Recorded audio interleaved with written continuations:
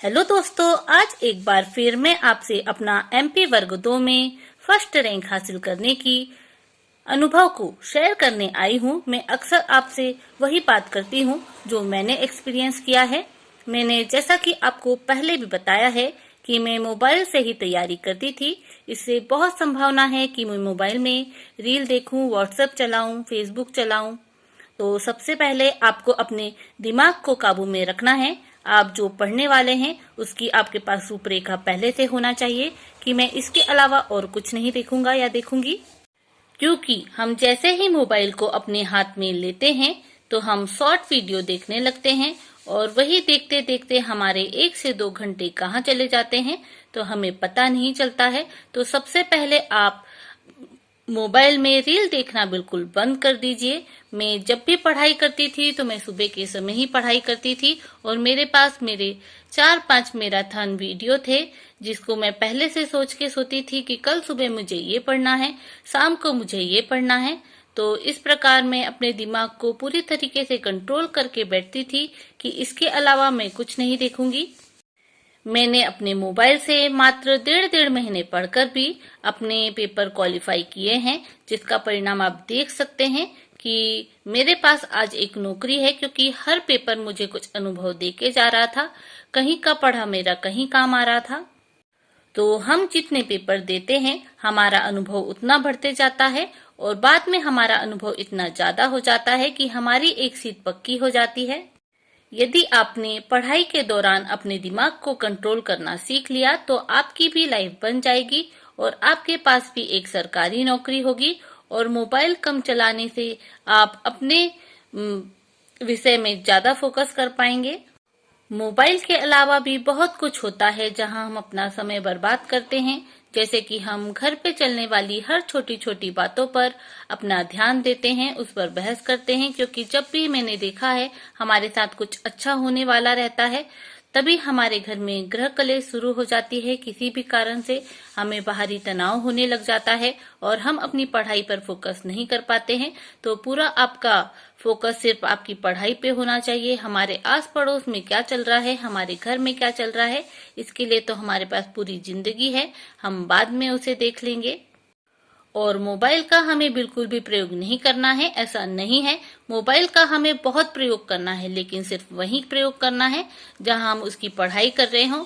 उसके अलावा हमें मोबाइल को दूर रखना है अपने आप से। जैसे मैं सुबह ही चलाती थी, उसके बाद में शाम को सिर्फ रिवीजन करने के लिए उठाती थी। बीच में मैं अपने मोबाइल को दूसरे कमरे में छोड़ देती थी और उसको रिंग भी बंद कर देती था ताकि मेरे हाथ में उसका कुछ आए ही नहीं कि फोन उठा रही हूँ तो रील देख रही हूँ।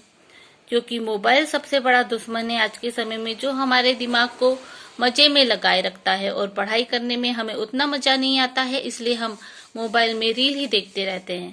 एक बार आप मोबाइल का सही इस्तेमाल करना सीख गए तो आपके पास भी मोबाइल मेरी तरह वरदान बन जाएगा। मैं सच कहती हूँ, मुझे कोई नॉलेज नहीं था क्योंकि मैं अकेले रहती थी और मेरे घर में किसी की भी फील्ड सरकारी नौकरी की नहीं है, तो मुझे नहीं पता था कि मुझे क्या करना है और क्या नहीं करना है।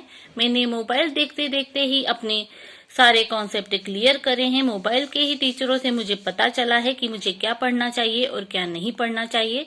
इसके पहले मैं एनसीईआरटी को लाइन बाय लाइन पढ़ते जा रही थी और पहला पेपर जब मैंने 2019 में दिया है, 2018 वाला, तो उसके बाद मेरा पूरा समझ नहीं आ रहा था कि मुझसे क्या गलती हो गई है, मेरे इतने कम नंबर कैसे रह गए हैं, क्योंकि उस समय मुझे कुछ भी नॉलेज नहीं था। और मोबाइल का मेरे जीवन में इतना योगदान रहा कि यदि मैंने लूसेंट भी पढ़ी है तो पहले मैंने मोबाइल में उसकी मैराथन क्लास देखी है, फिर मैं लूसेंट को पहले मोबाइल में देखती थी, फिर अपने बुक में हाथ रख रख के उसके उत्तर देने की कोशिश करती थी ताकि मेरा रिवीजन फास्ट हो सके। इस प्रकार मैंने मिली जुली तरीके से अपनी तैयारी की है। और ऐसे ही मैंने जब रेलवे स्पीडी अपने पास रखी वाली पढ़ना शुरू किया तो मेरा उतना फास्ट पढ़ना नहीं हो पा रहा था।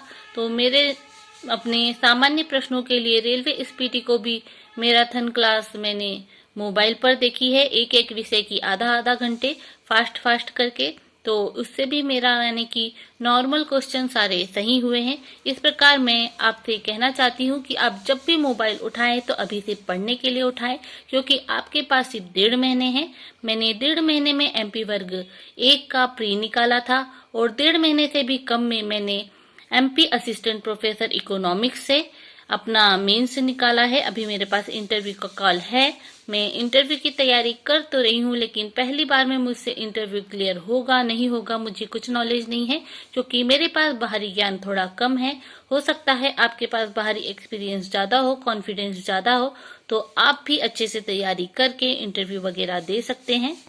जब मैंने महेश कुमार वर्णवाल की वस्तुनिष्ठ भी पढ़ना शुरू की तो सबसे पहले मैंने उसके मैराथन वीडियो देखी है। उसके बाद मैंने अपने हाथ में लेके उसका अभ्यास किया है, हाथ रख रख के। तो मोबाइल से मेरे पढ़ने की स्पीड काफी बढ़ जाती थी। इस प्रकार मैंने पूरा दिन पढ़ के बहुत सारी बुकें खत्म की है।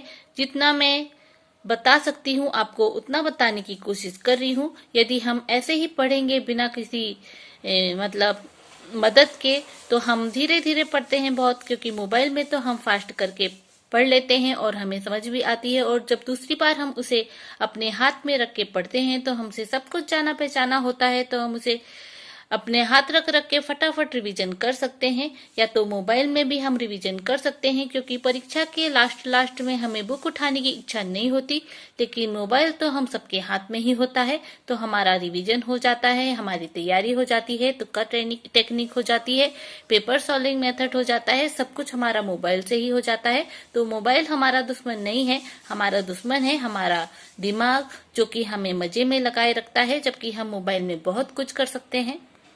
आशा है मैं जो अपने अनुभव आपके साथ शेयर करती हूँ वो आपको समझ आते होंगे, क्योंकि मेरा सिर्फ एक ही उद्देश्य है कि जो अनुभव मैंने प्राप्त किया है विशेषकर SST वालों के लिए, वो इसका लाभ जरूर उठाएं। क्योंकि हमारे विषय में सीट हमेशा कम होती है। इसका मतलब ये नहीं है कि हम हताश होकर तैयारी करना छोड़ देंगे। मैं हैंडीकैप पर्सन हूँ, मेरी भी मात्र 4 सीट थी और जब रिजल्ट आया तो सिर्फ मेरा ही सिलेक्शन हुआ था। बाकी के 3 सीट कहाँ गई मुझे आज तक नहीं पता। तो आप भी अपनी तैयारी इतनी मजबूत रखिए कि आपका पहली लिस्ट में ही नाम हो, क्योंकि हमारे यहाँ जितनी सीट दिखाई जाती है शायद ही उतनी सीट पर पहली काउंसलिंग में हमारा वेरिफिकेशन होता है, और दूसरी काउंसलिंग कब होती है कब नहीं होती है हमें पता नहीं चल पाता। क्या पता हमें पता ना हो और हमारा नाम आ जाए और हम वेरिफिकेशन कराने ही ना पहुंच पाए, और भी बहुत सारी संभावनाएं होती हैं। तो आप जब भी पढ़ाई करने बैठें तो आप इस माइंडसेट के साथ जरूर बैठें कि मुझे अपना सिलेक्शन पहली लिस्ट में ही लाना है। आशा है आपको मेरा अनुभव काम आ रहा होगा। ऐसे ही और अनुभवों के लिए इस वीडियो को लाइक, चैनल को सब्सक्राइब जरूर करें। धन्यवाद।